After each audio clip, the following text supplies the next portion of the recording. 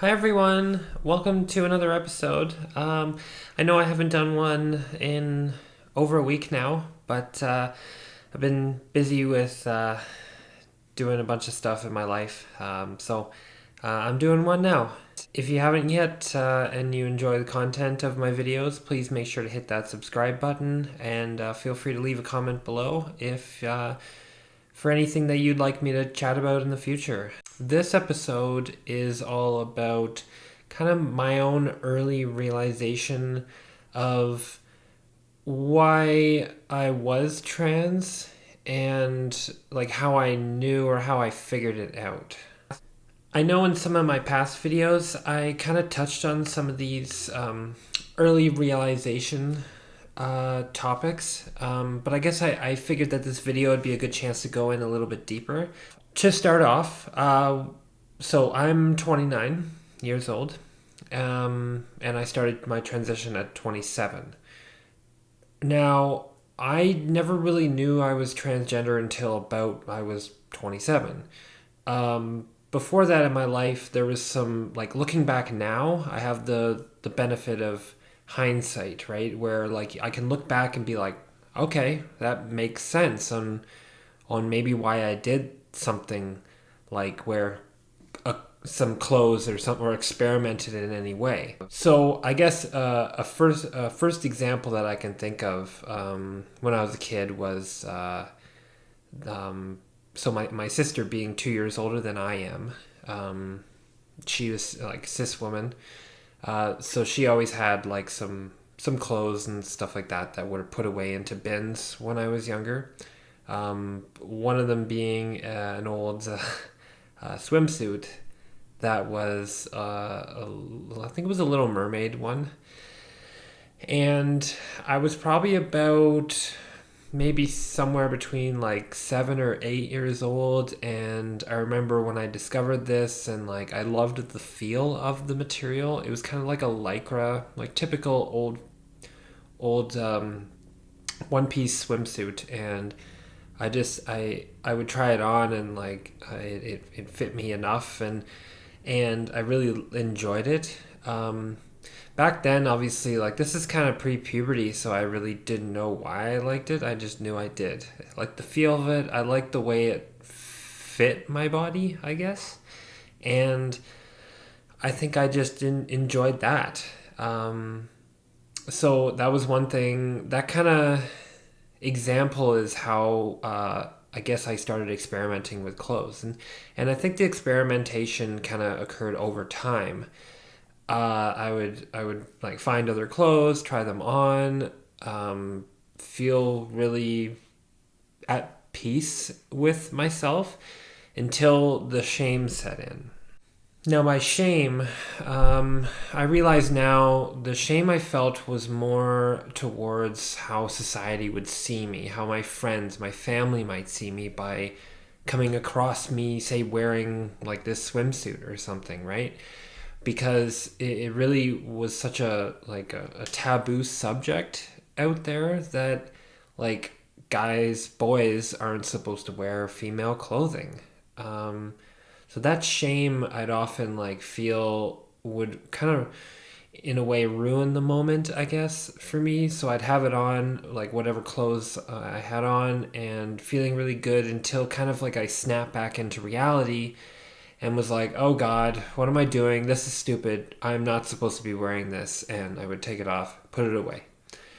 Lo and behold, though, that I always kind of kept going back to it over the years. Like, obviously, as I grew, I couldn't wear certain things again, but I would go with other things that I did fit, and that was kind of important to me in my own self discovery is figuring out what I did like. Now, I typically kept with kind of like a hyper feminized attire. Like it took me a while, I think, to move towards like more regular clothing, and I'll get to that in a sec. So obviously, when you're a kid, at least back when I was a kid, so in the late '90s, like early 2000s, right? You don't always know how to describe yourself.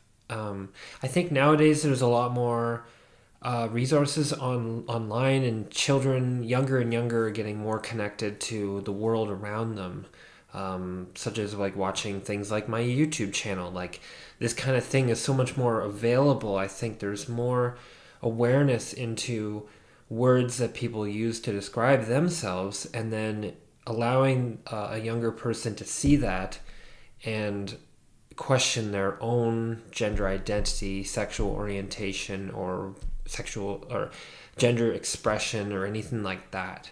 So I didn't know the word transgender back when I was 8. I didn't even really know it much until I hit my mid 20s, honestly. That really helped eventually realizing who I was. So I talked about shame already, and what I found went with my shame was purging. I remember actually when I worked up in a remote area of Alberta, Fort McMurray, and that was tough to kind of deal with. Like, I was in a very masculine dominated area, and I didn't know my gender identity back then was how it is what it is now. All I knew is that like I enjoyed women's clothing. So I did, and by then I had a credit card, so I like ordered some and had that.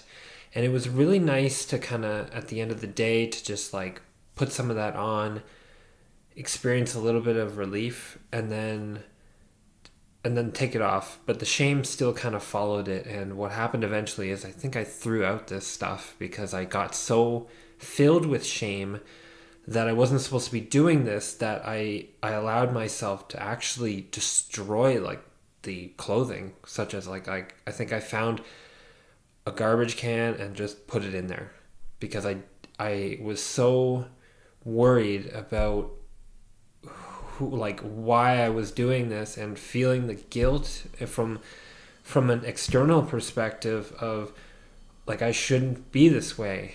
And that was my own internal conflict, which does take a long time to figure out. And I think as time went on, I focused on myself. I focused on my relationships. I always had kind of a goal, like finish school was one. I was in a relationship with my now ex at the time. We started dating. So I was able to put a lot of energy into that. I was focused on my sports. I was focused on eventually finding a job. Now, fast forward to 2016 when I got married, and I was going into the marriage kind of like, is this it? Like, I think I felt that because I had no goal after this, I was kind of like, well, wait a minute, like, what am I going to do after this? Like, the marriage will be, like, the marriage ceremony is done. We're just married. And I have my career. It's been going on for a while. But I was like, there must be more. And I didn't know what to do. I was just like, I felt very empty, like a shell of myself. And that's at the point where I really decided to take a closer look at my gender identity and my expression in that. Halloween 2016, I will always remember as the night I decided to figure this all out. I was at a party, and a friend of a friend was there and was dressed up as Harley Quinn. From, if you don't know who that is, it's a Batman villain, a Harlequin. And I remember seeing that costume, and like she did a great job at it, and I was so jealous of it because I basically looked at her and her costume like, I wish that was me. And I was so upset that I couldn't be that person at that party. Here I was dressed up as in a masculine type of costume, and I was like, it was an older costume, and I wasn't even really like happy about it, like wearing it again. And to me that night when I was going home, I was very depressed, and I was just like, okay, I need to figure this out because there's something here. And it was at that point that I started to go to therapy and asked the right questions and figured out that I was trans within about, like, I think that first session. It really made me like, okay, I am trans.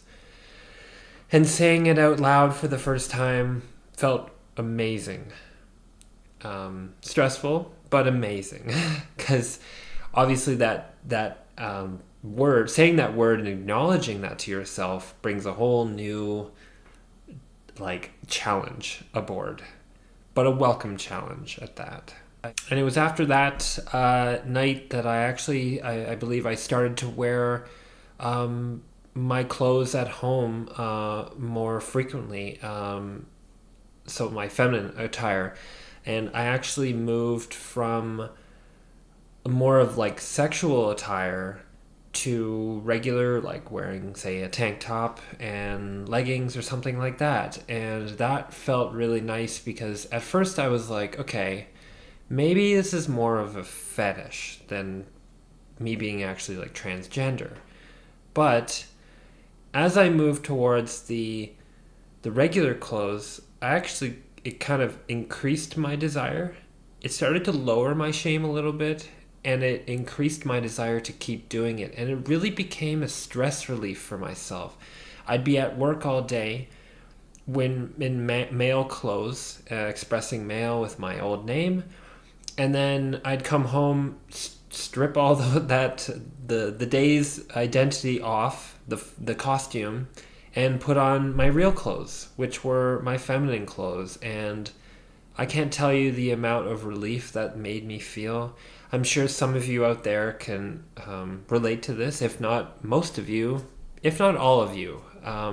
But the amount of relief I got from that was amazing. And the last thing I want to mention, as almost like an idea for some of you, if you have the resources to do this, is in late fall of 2016, December, I actually got a makeup artist to come over to my house and do a makeover for me. Now, this is all pre-HRT. This is really at the start of my transition, and I hadn't lost some weight yet, so I was a little bit chubbier, and I got her to basically do a glam up to see, I really wanted to see the potential if nothing changed.